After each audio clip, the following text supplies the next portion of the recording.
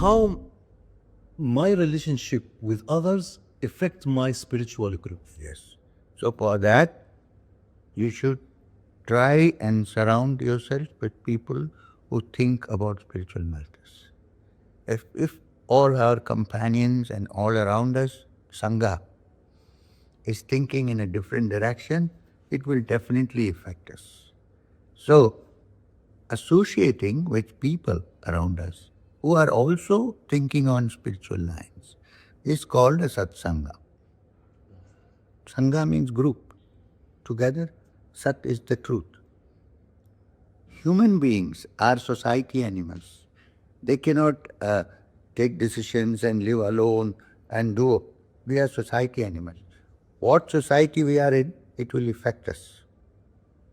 Right?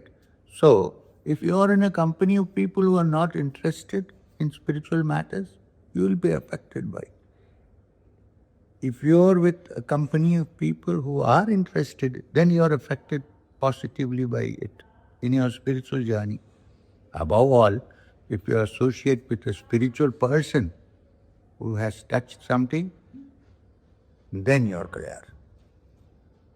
This is called sadhu satsanga.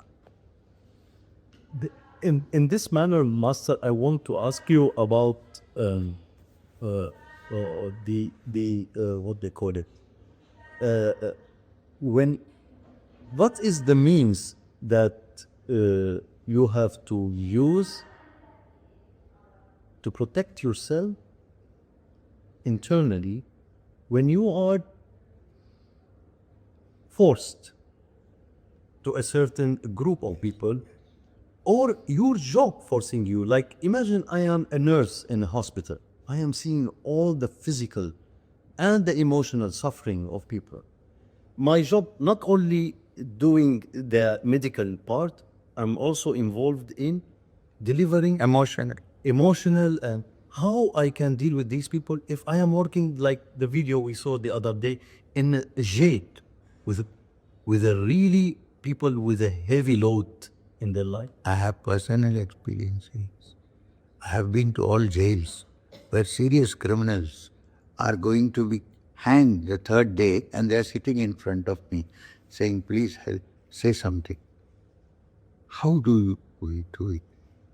Only through the essence of our being. So, when I go to jails to talk to people in the jail, I first invoke Babaji in my heart. Okay, then I go there.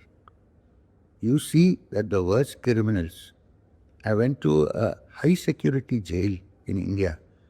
We teach yoga in jails, how people go. I went personally. Author Road jail in Bombay. There was at first row all people who are 4 people on the death row. In 1 week, 10 days, they are going. Behind, rigorous imprisonment people who are there doing rigorous imprisonment, hard labor.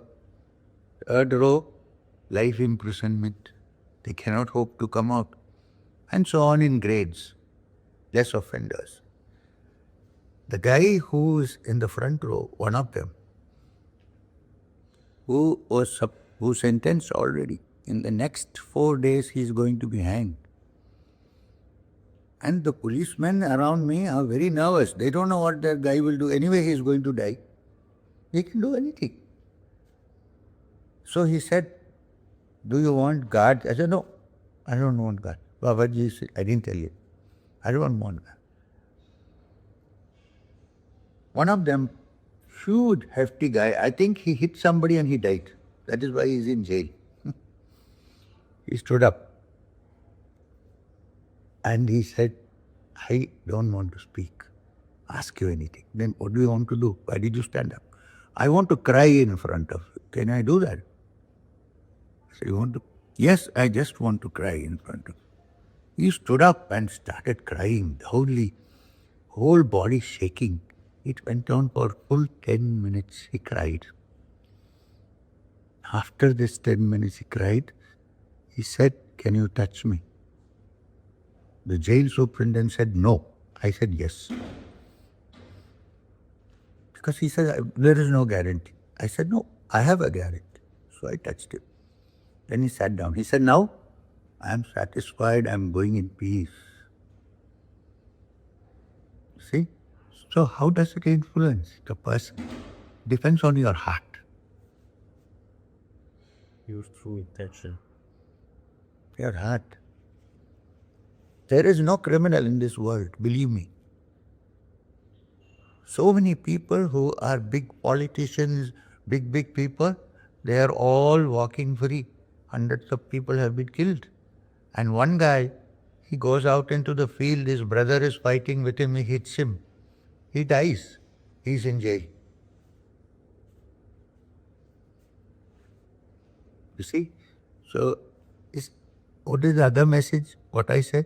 You cannot judge people.